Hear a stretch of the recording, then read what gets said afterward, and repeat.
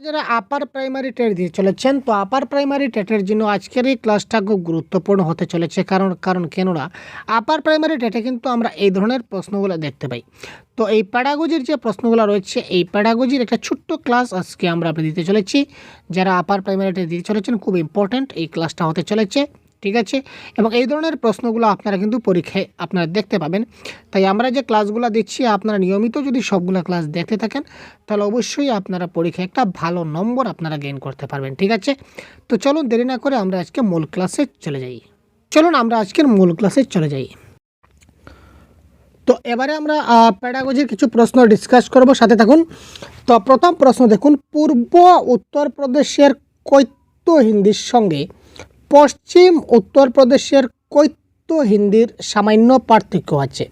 এই পার্থক্য কী হিসাবে পরিচিত? অর্থাৎ উত্তরপ্রদেশ যে জায়গাটা রয়েছে, উত্তরপ্রদেশের পূর্ব উত্তরপ্রদেশের যারা হিন্দিতে কথা বলে কৈত্য ভাষা, এবং পশ্চিম উত্তরপ্রদেশে যারা হিন্দি ভাষায়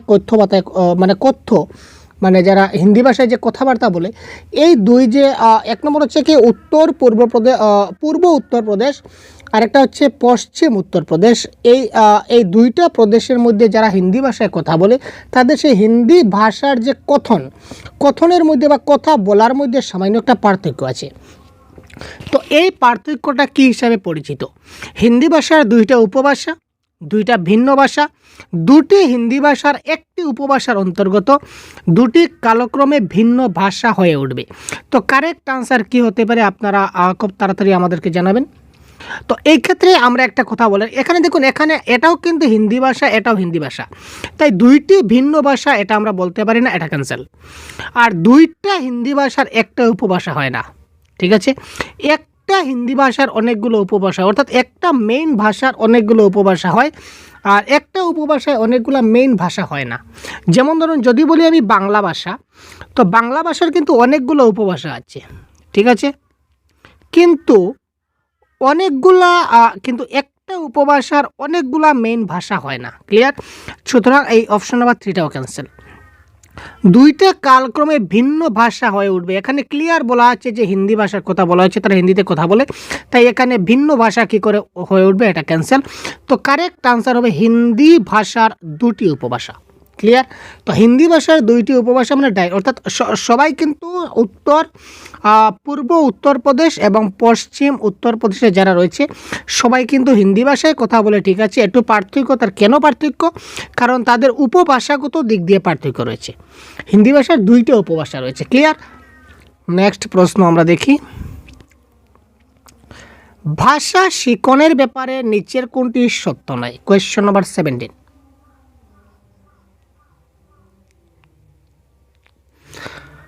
নিচের কোনটি সত্য নয় সেটা আমাদের বলতে হবে। প্রথমটা দেখি, ভাষার উন্নয়ন ঘটে প্রধানত উদ্দেশ্যমূলক ব্যবহারের মাধ্যমে।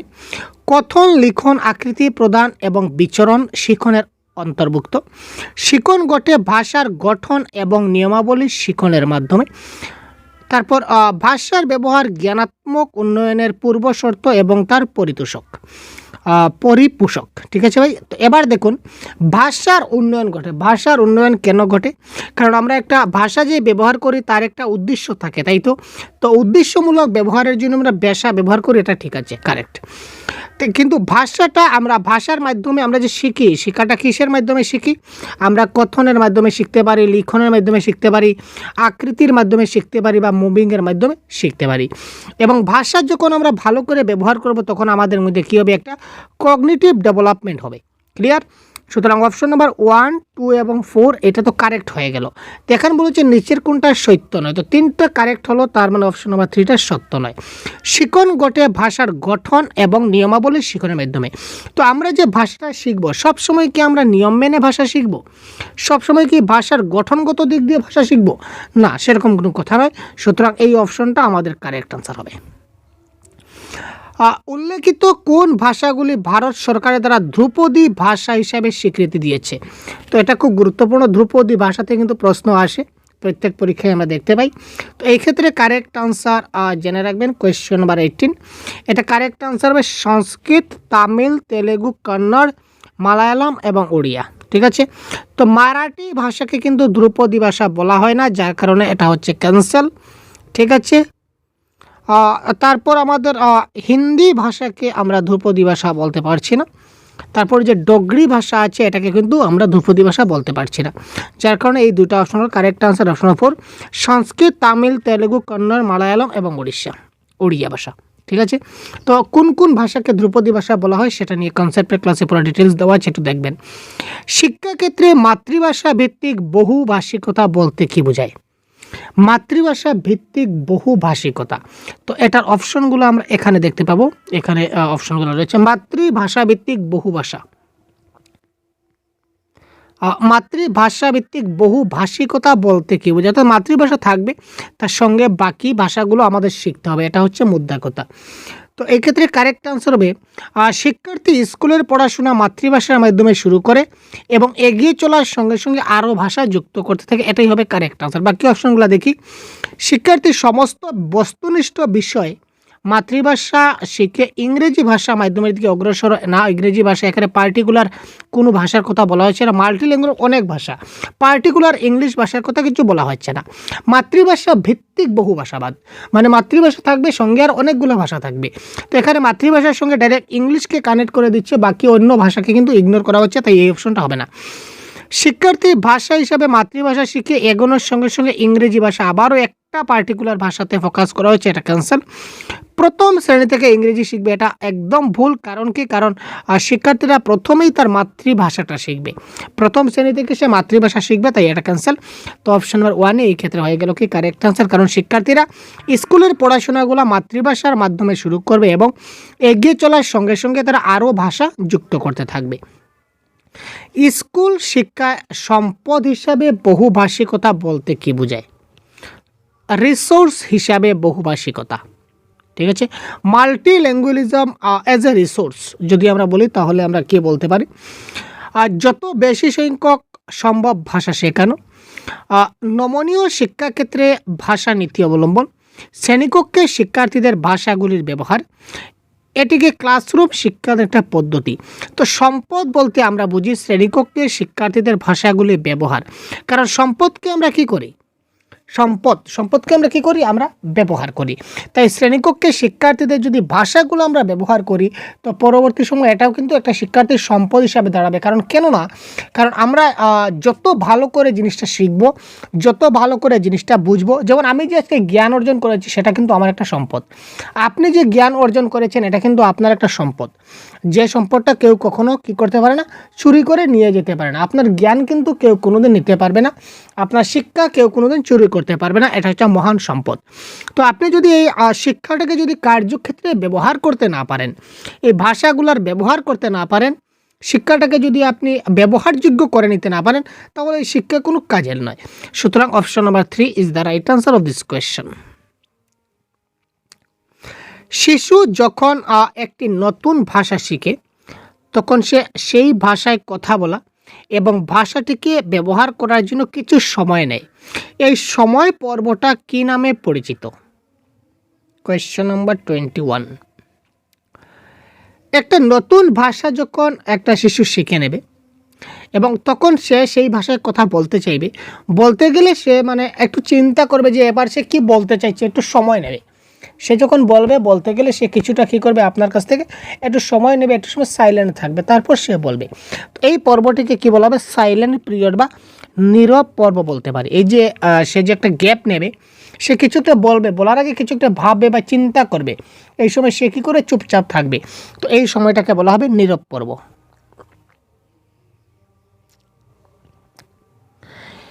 শিক্ষিকা শিক্ষার্থীদের কিছু এই দেখুন দুইটা যুক্তাক্ষর দেওয়া আছে, ঠিক আছে।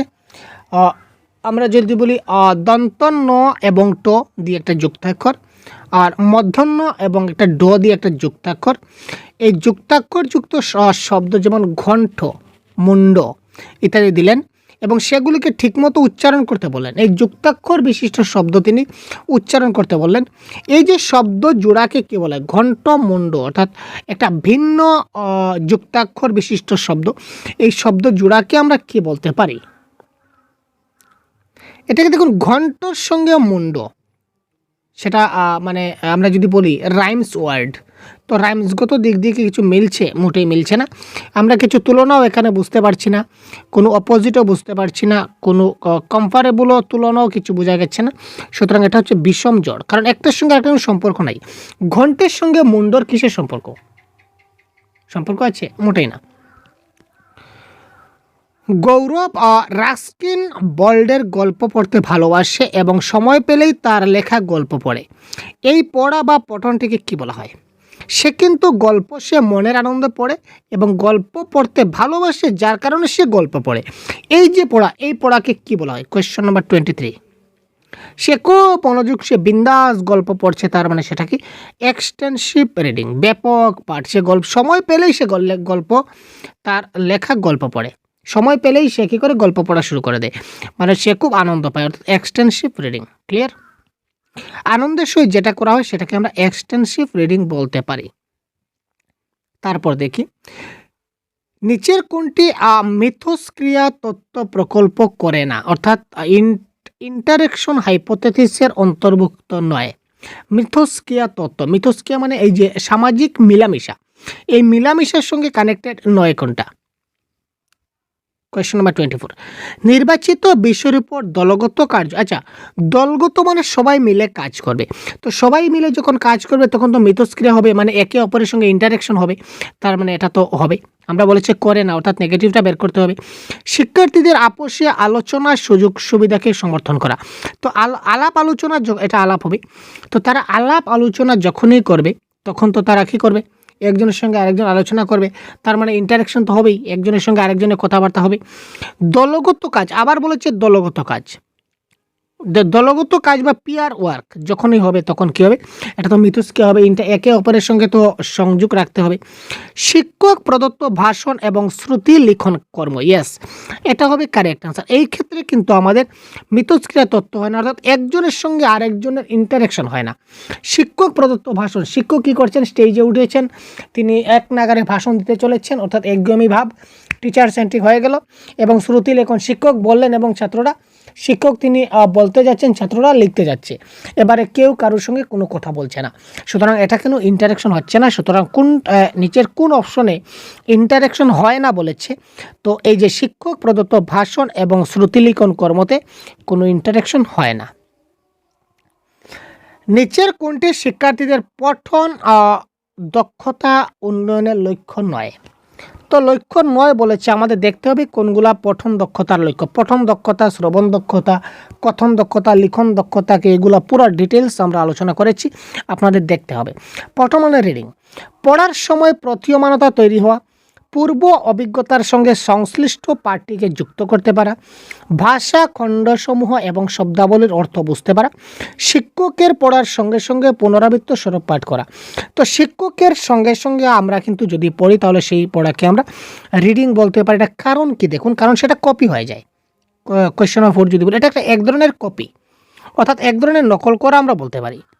এক ধরনের কি বলতে পারি? আমি বলতে পারি এই যে এক ধরনের নকল। কারণ শিক্ষক এবারে বলেছেন, শিক্ষক একটা লাইন বলছেন, সঙ্গে সঙ্গে আমি এই লাইনটাকে আবার বলছি, শিক্ষক আরেকটা লাইন বলছেন, আমি সঙ্গে সঙ্গে আবার বলছি।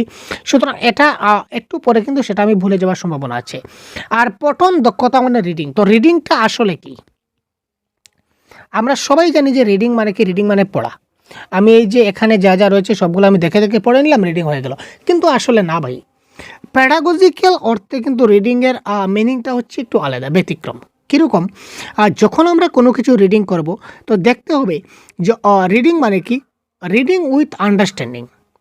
যে জিনিসটাকে আমি পড়ব, পড়ার পর তার অর্থটা আমাকে বুঝতে হবে। অর্থটা যদি আমি যদি না বুঝতে পারি কোনো একটা জিনিস পড়ে, তো সেই পড়াকে আমি প্যাডাগজিক্যালি আমি পঠন বলতে পারবো না।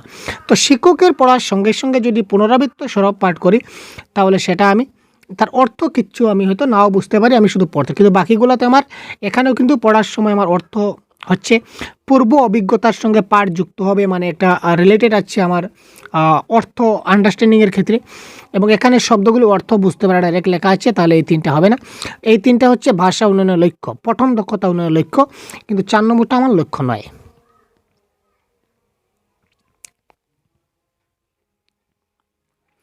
শিক্ষিকা ষষ্ঠ শ্রেণীতে একক বাক্যের উদাহরণের মাধ্যমে ব্যাকরণের একটি বিষয় পরোক্ষ উক্তি শেখাচ্ছেন। শিক্ষিকা কী করছেন? ক্লাস 6-এ রয়েছেন। তো ক্লাস 6-এ যখন তিনি রয়েছেন তখন তিনি কী করেন? একটা উদাহরণের মাধ্যমে তিনি তাদের পরোক্ষ উক্তি শেখাচ্ছেন, মানে ইনডাইরেক্ট ন্যারেশন। তিনি শিক্ষার্থীদের প্রভূত অনুশীলন করালেন এবং তারপর কিছু প্রত্যক্ষ উক্তিকে পরোক্ষ উক্তিতে পরিবর্তন করার কাজ দিলেন। তিনি প্রথমে তাদেরকে একটু শিখালেন, একটা যে কোনো একটা একক বা একটি বাক্যের মাধ্যমে তিনি পরোক্ষ উক্তি কী করে করতে হয় সেটা শেখালেন। তারপর তিনি তাদের কিছু প্র্যাকটিস করালেন যে প্রত্যক্ষ থেকে পরোক্ষ কী করে করা যায় বা প্রত্যক্ষ থেকে পরোক্ষ কী করে করা যায়, তিনি কী করলেন? কিছুটা তাদের শেখালেন। শেখানোর এই যে পন্থা, এই পন্থা কী নামে পরিচিত? এখানে দেখুন শিক্ষা, মনোবৈজ্ঞানিক, ব্যাকরণ। এখানে ব্যাকরণ প্যাডাগজিক্যাল, এখানে আমরা কি করছি? তিনি এখানে পরিবর্তন, প্রথমে তিনি অনুশীলন করাচ্ছেন, শেখাচ্ছেন, মানে তিনি এখানে কি করছেন ভাই?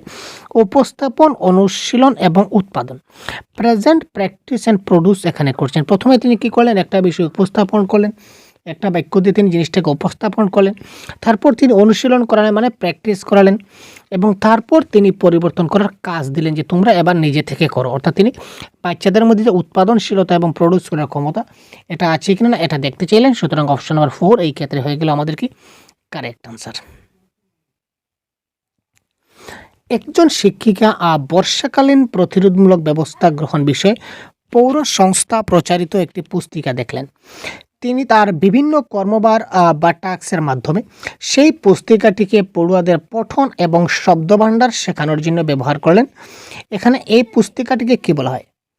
একজন শিক্ষিকা কী করলেন? এই যে বর্ষাকালীন সময় অনেক বন্যা আসে, তো এই বন্যার যে প্রতিকারমূলক ব্যবস্থা বা প্রতিরোধমূলক ব্যবস্থা গ্রহণের জন্য পৌরসভায় কী করলো? একটা বই প্রচারিত করলো। তো এই বইটা তিনি দেখলেন, পুস্তিকাটা দেখলেন। দেখার পর তিনি ওই বইয়ের ভিত্তিতে তিনি বিভিন্ন টাস্ক কিংবা কর্মভার শিক্ষার্থীদের পড়তে দিলেন এবং এই শব্দভাণ্ডার শেখানোর জন্য, এই শব্দভাণ্ডারগুলো শেখানোর জন্য এই বইটা তিনি কী করলেন? ব্যবহার করলেন। এখানে এই পুস্তিকাটিকে কী বলা হবে?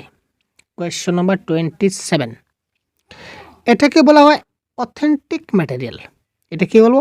কারণ এই সঙ্গে রিলেট করে তিনি কাজ করছেন, সুতরাং এটাকে বলা হবে কি? এটাকে বলা হবে অথেন্টিক ম্যাটেরিয়াল।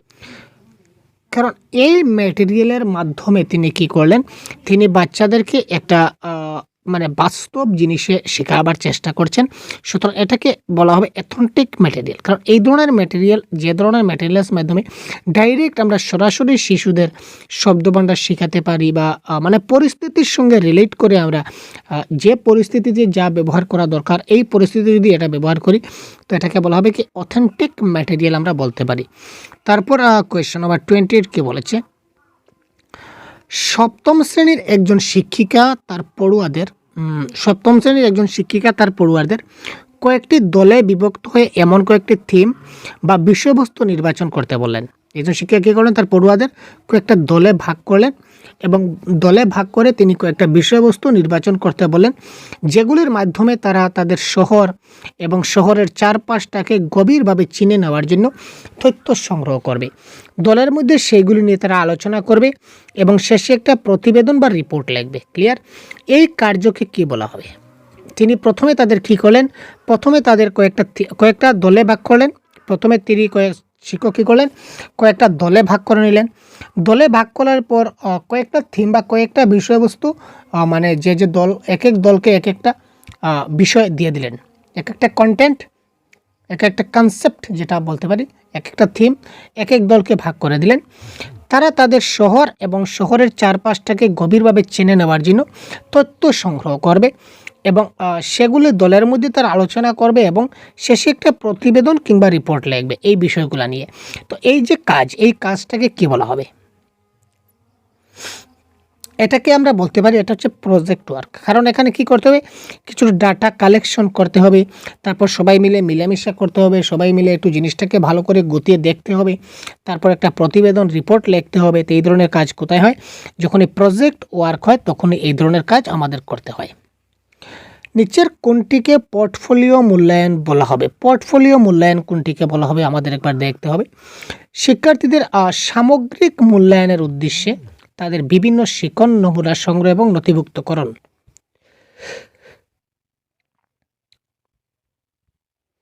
তারপর সারা শিক্ষাবর্ষ জুড়ে প্রতিটি শিক্ষার্থীর নথি সংগ্রহ করা। তারপর হচ্ছে শিক্ষার্থীর পর্বান্তিক পরীক্ষা নেওয়া এবং তাদের সামগ্রিক মূল্যায়নের কাজে তা ব্যবহার করা। সারা বছর ধরে আনুষ্ঠানিক অভিক্ষার মাধ্যমে মূল্যায়ন করা।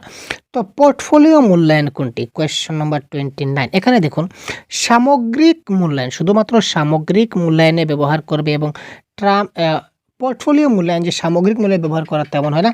পোর্টফোলিও মূল্যায়নটা যে কোনো সময় যে কোনো ব্যাপারে করা হয় শিক্ষকদের। তো এটা কারেক্ট আনসার হবে অপশন নম্বর 1। তো কেন এটা অপশন নম্বর 1 হবে? কারণ সামগ্রিক মূল্যায়নের উদ্দেশ্যে যখন আমরা তার সামগ্রিক মূল্যায়ন করব, অলরাউন্ড ডেভেলপমেন্টগুলো যাচাই করতে হবে, তখন তাদের বিভিন্ন শিক্ষণ নমুনা সংগ্রহ করব। তার বিভিন্ন শিক্ষণ নমুনা সেগুলো সংগ্রহ করে একটা ফাইলে আমরা কভার করে রাখবো, অর্থাৎ নথিভুক্ত করে রাখবো। এবং যখন আমরা সামগ্রিক মূল্যায়ন করব, তখন এই সমস্ত বছরের এই ডিটেলসগুলো, সবগুলো ডিটেলস আমরা এক এক করে খুলে চেক করব যে তার ভালো কোন কোন দিকগুলো রয়েছে, তার কর্মক্ষেত্রে খারাপ দিক কোনগুলো রয়েছে, ভালো দিক কোনগুলো রয়েছে, এগুলোকে আমাদের এক এক করে সেগুলো দেখতে হবে। তাই এক্ষেত্রে correct answer option number 1 is the right answer. Sign language সম্পর্কিত কোন মন্তব্যটি সঠিক? সংকেত ভাষা বা সাইন ল্যাঙ্গুয়েজ সম্পর্কিত কোন মন্তব্যটা সঠিক, এটা আমাদের বলতে হবে। সংকেত ভাষার ব্যাকরণ আছে, সংকেত ভাষার ব্যাকরণ নাই। সংকেত ভাষা হচ্ছে একটি নির্ধারিত ইঙ্গিত বা ভঙ্গিগুচ্ছ। সংকেত ভাষা সারা পৃথিবীতে নেই।